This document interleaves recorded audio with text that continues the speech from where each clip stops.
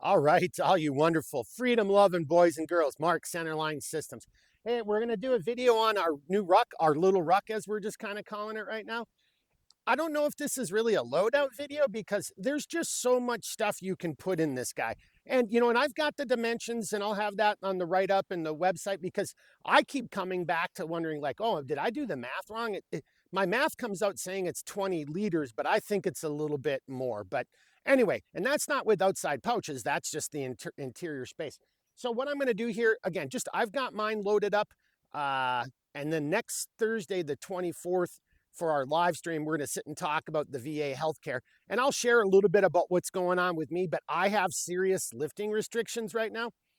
So that's why we're kind of where we are, because I can't really grab and move things around. So just bear with us.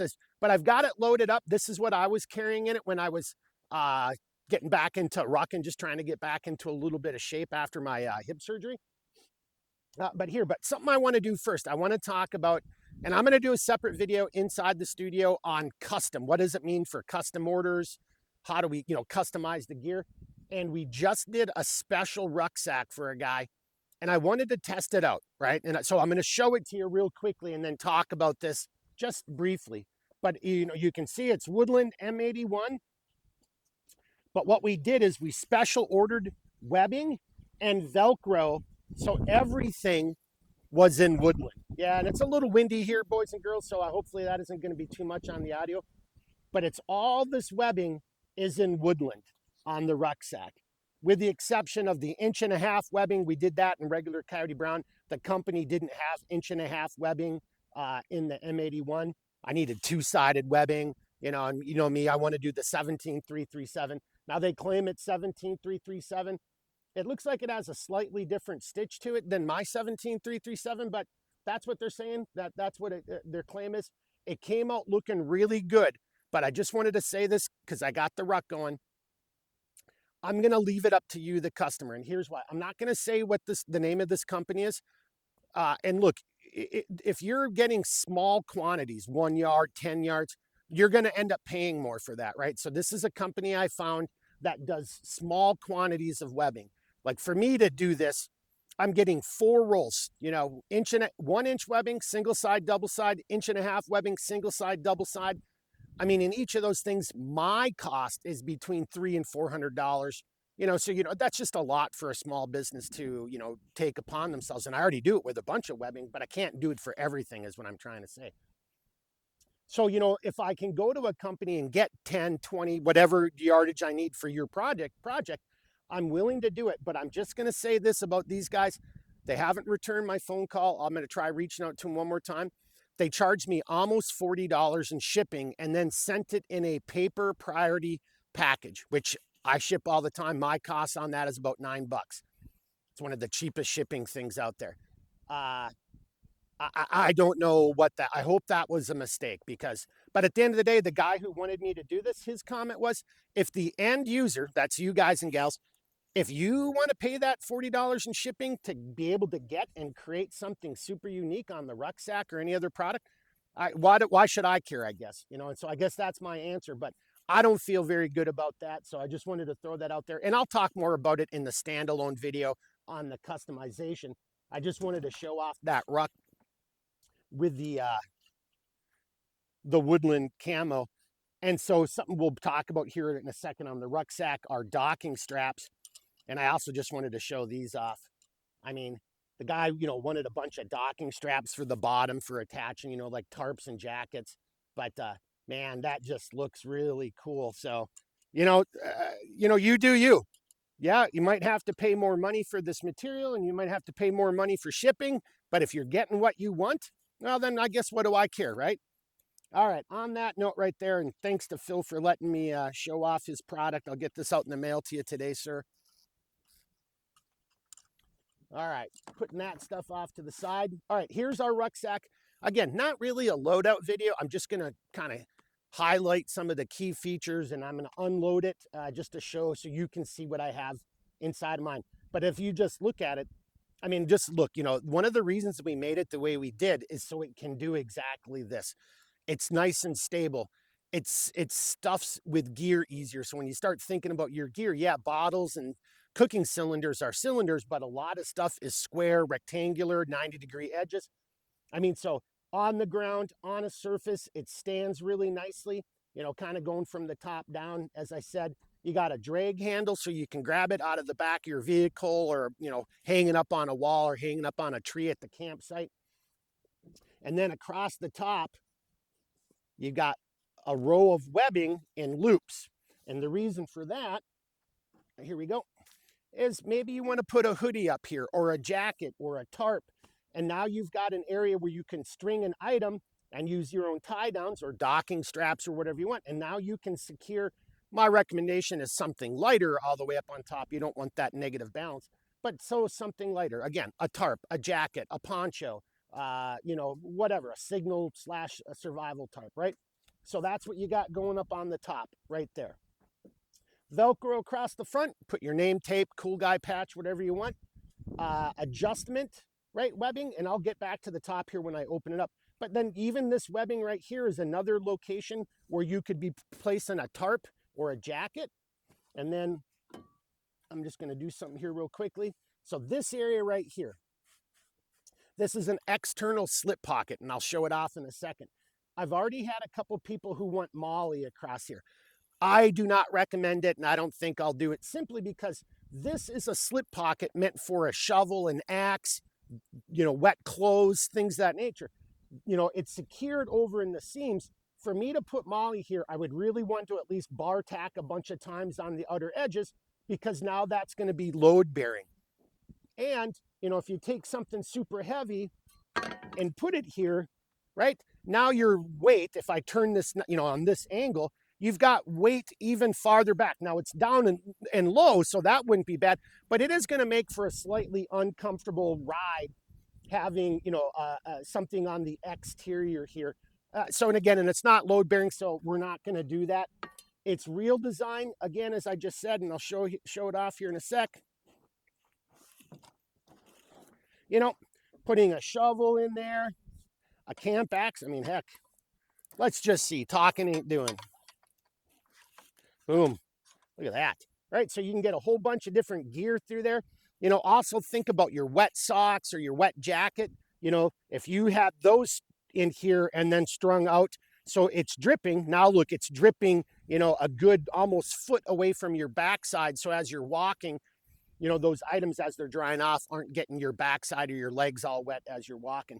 All right, so that's the the external slip sleeve. Geez, say that 10 times fast.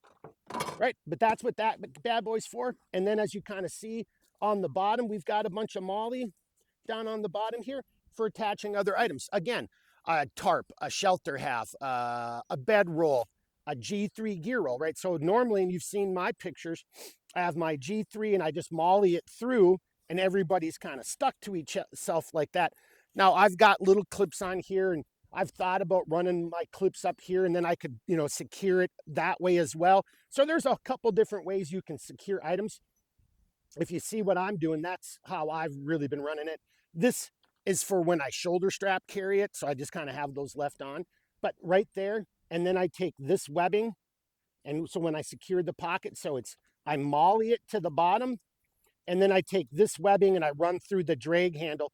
Just one more little way to secure it, and it holds it in place. But again, you've got a bottom area where you can put all kinds of, just mount all kinds of gear, other options. Then as you can see on the sides, well, also I should have said this, and then on the top sides, these are also little drag handles too. So you got your main drag handle, but you might want to grab it from the side. But you could also run a carabiner here, you know, have a set of gloves. This is just for like big, larger items. It's not really MOLLE. That's all down on the sides, right? So this is one of our gap pouches, just mounted to the side. And then over here, I've got one of our medical pouches that we make for Black Scout survival mounted to the side. Canteens, water bottles. I mean, you know, your pouches, you do you. But you've got a lot of room on the sides to put extra pouches, so now you can carry more items. And then I guess I'll kind of come over to this side, and then we'll get into kind of opening up. So two things. So these, well, three things, four things. We'll see how many things I can come up with when I'm talking about this. But the shoulder straps. So I've got it kind of sit out, and when I send it to you, I'm running the strap, the shoulder strap, through the attachment point, because these shoulder straps can come completely off, and I'll show why in a second. And I don't know how your torso, how tall you are, so I can't really set this up for you, but I just want you to kind of see. I set it up like this, and then the strap is down inside of the padded strap wrap. So this is like a separate kind of padded strap wrap. It's built in. It's not like our normal padded strap wrap. And you can see, it's a little bit to open these bad boys up, which is good because you don't want your shit just falling out. But then again, same thing on your shoulder straps. Now you've got another interior storage space. Think of cordage, think of filtration straws, think of some lickies and chewies, and then this webbing, again, depending on how you have it adjusted, is coming down and secured on the inside here, right? But now, and then that gives you the pad that you want, on your shoulder strap anyway. But now you've got a spot where you can store additional items, right? My only observation or recommendation is have the closed side to the outside of your body. So the folded side is the one closest to your neck. And then on this note, also, I guess I'll point out, if you get a sternum strap, I just hooked the sternum strap up to the top one so you can see how the webbing goes through the tri-glides and all that. You have to adjust it and put it where you want, but it gives you a good example of how to do it. And the same thing with the shoulder straps, you really need to adjust it. And then kind of last but not least, I decided, and some people had asked about it, I decided to stick with the chasm buckle down here and the side release because, look, even though this is a small little rucksack, if you're out in the boundary waters or river crossing, anywhere where there's a body of water, this little 20-liter ruck, and there's only about 20 to 20, maybe 30 pounds with the G3 on the bottom attached to it. That 30 pounds will bring you to the bottom quicker than snot, right? So very big, gross motor skills, hit that weight, that's gonna pop right off. The ruck would just fall right off your body. And, and hopefully then, you can go diving for it and recover it later, as opposed to people diving for your lifeless corpse down at, Davy Jones's locker. And then, so the webbing on the bottom, that's your main adjustment. And it's got a little, thing to control all the webbing so you can tuck it in here. Adjustment point down on the bottom. But here's where I wanted to go with this. You can take this piece of webbing off. You can take the shoulder strap completely off. And then that opens up this webbing on the back side of the rucksack. And that's for a reason. And this is going to be tough for me to do. Just bear with me. Hey, wasn't bad keeping it everything hands inside the ride. So here's a standard plate carrier, right? This is my plate carrier that I wore in a whole bunch of different locations. But something I've always hated is I've hated shoulder straps over shoulder straps. So when I designed this, it was actually based off of something that I did with a camelback. I think it was a hog a long time ago. I cut the shoulder straps off of that, mounted webbing, and then I was able to mount my hog, or whatever version camelback that was, directly to the back of my plate carrier. So I didn't have shoulder straps over shoulder straps, because you're carrying maybe 2 weapons platforms. So you already got a bunch of stuff around your neck, binos, X, Y, and Z, depending on what you're doing. And then that way it was on my back and I could either access it or I'd pull security. My partner would come up behind me and then access whatever I had in what I had on my back. And that's kind of the same design here. If you hate shoulder straps over shoulder straps. So on the back of your plate carrier, and there's so many of these companies out there right now. I can't speak for them all. This is very old, but I love this, and great carrier. But this thing's easily 20 years old. Is that about right? Yeah, this is almost 20 years old. Yeah, 2004, 2005. Yeah, damn. Man, time flies when you're getting old. But anyway, you can see here, these are malice clips.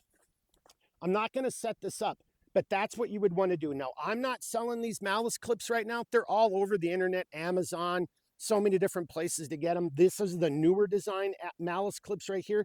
These are the old ones from, again, this is probably like, I'm not joking, this is probably 15-year-old malice clips right here. But anyway, so you just weave these malice clips through your molly, through this molly, come back around and secure them. And now the rucksack is secured to the back of your plate carrier. No shoulder straps over shoulder straps. If that's what you do, that's how you roll, or if that's the world you're living in, just another way that you can use this rucksack. All right, now kind of getting back into the loadout. Now, I've done this in a previous video. I'm not going to do it right now. I mean, I'll probably do just a little bit, but the other, just again, weight restrictions. But, you know, another design is that I did intentionally is how we made the lid, because I wanted the lid to be secure, right? So even when the lid was unsecured, and I've got the original video where you really see me shaking it. And again, my weight restrictions weren't there then. I'm not going to do that now. But even with this unsecured, that lid really, and my hands aren't on it. You know, I just can't hold it very long and I can't shake it. But that was by design, right? Because, you know, whatever you've got in here, you know, you take a tumble, you forget to secure it, you know, your boyfriend or your girlfriend throws it, you know, out of the canoe or something like that, and this was unsecured. Whatever's in there might be precious cargo and you don't want to lose it, right? So this lid is intentionally designed. It has to be flipped inside out. And by doing it that way, it adds another layer of protection and security for the items you have inside, right? So you just grab it, turn it inside out. Well, here, and this might show up too. And I got to start making a point of this. Paul, can you see this right here, this kind of black material? Yes. Yeah, okay. So if you guys have ordered from me before, yeah, just if you see it and you can come back to me or whatever, however's working for you. But if you've ordered from me before, you know I use like a specialized rubberized sewable material. There's a lot of reasons for it. A, it's super easy to clean. Turn this whole thing inside out, hit it with soap and water, clean it off. Maybe you've got some fish in there. Maybe you took it out hunting and there's some grouse or whatever your thing is, or just dirt from your adventure. Very easy to clean, so that's one thing. But that actually adds so much longevity to the Kadura, right? You're putting stuff in here that might have sharp edges or might abrade. This material extends the life of just even the 500 Kadura, the 500 denier Kadura. We do that very intentionally. And so when you buy this, this literally is a Ruck you're going to be giving to your kids, to your grandkids. Same with all of our other materials that use this, and we do like using it. Nothing wrong with 500 denier Kadura, very solid, very stable, very strong. This just takes that to a whole nother level, right? Easy to clean, provides a little insulation, provides some shape and rigidity. So here, again, not a loadout video, but I'm just going to pull things out. And as an example, I just loaded some stuff up. Well, actually, cousin husband behind the camera. Well, I loaded it and he carried it because I can't even carry it. This is past my weight restriction. But like, I just wanted to give you an idea if this was a general camping trip that you were going on, right? Coffee press. Now, this could have just been a boiling cup. You know, put your food or your coffee inside of it. You know, why have all that empty space? But just a coffee cup or a French press. I got an extra heating unit, and you'll see, for my jet boil. So if I want to boil water or cook food, and again, I've got all kinds of my components plus an extra cooking unit that's all in here, right? So keep it nice and secure. I've got just one of my original utility pouches, and this has got like Paul, we could have used this for the batteries that died initially, but this has got my spare charger, you know, if I wanted my portable charger for my phone, I could have used it for the camera batteries here today, you know, but blah, blah, blah. Got spare cordage, you know, that's just something I like carrying around with me. So I got that in here. Then I got a smaller belt pouch. Now this could be a boo-boo kit. This could be your fire starting kit, you know, however you're going to use it. I've got a bunch of spare batteries in it that, you know, because rather than having the batteries just flopping all over the place, because you need batteries for your headlamp, you know, for your flashlight, you know, for your stuff around the campsite. Then I got a big tarp, right? So this tarp right here, and it's already got a ridge line on it. Maybe I'm just setting this up for a windbreak or for sun shelter, or it's going to be part of my ground cloth that we're going to sit on, you know, while we're by the falls or that beautiful vista. So I've got a tarp. Oh, and again, and you saw I already had that other signal tarp, same type of thing. That could be on top, then inside, and just kind of for shits and grins, I just took an old stuff sack. I'm not going to empty out all this stuff, but you get the sense. That's all my cordage. That's all my tie downs. That's all kinds of extra little, like, just things that you need around the campsite type of stuff. That's just inside of here. And then Paul, I don't know if you're going to be able to zoom. Nope. I can do it. People should be able to see that. You can see this in here. If you look on the interior, you should be able to see what I'm grabbing. Depends on how good of a job Paul's doing. But all I'm trying to point out is there's a rear slip pocket in here, and now bring it over to me. So I did that for 2 reasons. For me, in that rear slip pocket. So again, I was just thinking more of like camping, a nice out and back, maybe a 1 or 2 day trip. But you're going to want to have cooking utensils, plates, sporks. I got aluminum, for just, if you're doing like potatoes in the fire, all that.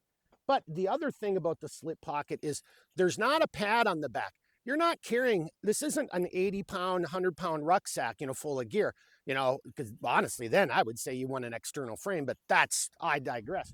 But in this rear slip pocket, if you wanted to do it, if you've got an extra piece of foam or mat, and if you wanted a little padding, cut it and just slip it in there. And now you've got some, padding up against your back. Me personally, I don't need it, and you saw the Ruck videos I was doing. I don't have a pad in there. Matter of fact, this is what was rubbing up against my back, and you can't feel it, right? Through all the material. But it's got that rear slip pocket, so you can either put other materials in there, again, a notebook, a map sheet, your laptop, your tablet, or a piece of foam padding just to give you a little bit of padding up against your backside.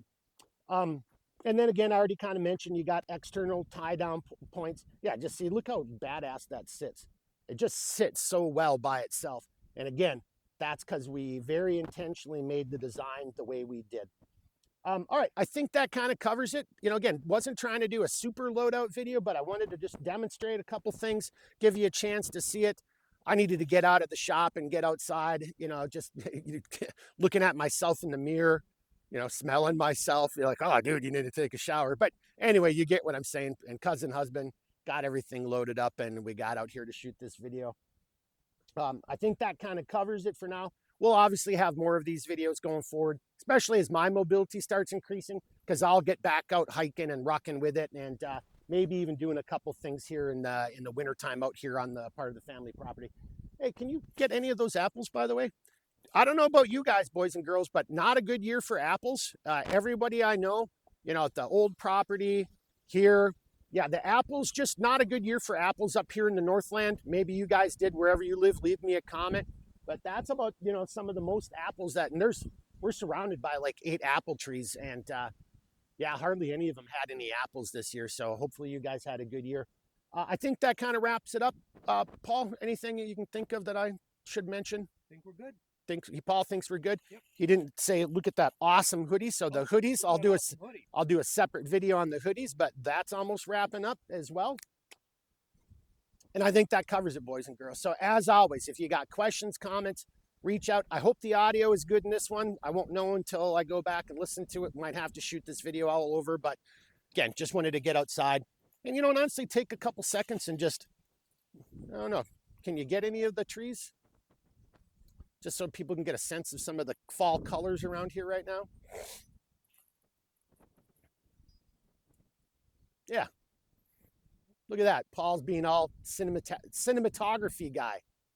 Yeah, there's not a whole lot down there to look at. But all right. Hey, so that's the dealio, boys and girls. If you got questions, comments, reach out. I'll do the best I can to help you out while he tries to get that balance. Until then, keep thinking, keep moving, and never quit. All right, everybody. We'll see you next time. Be good. Woo!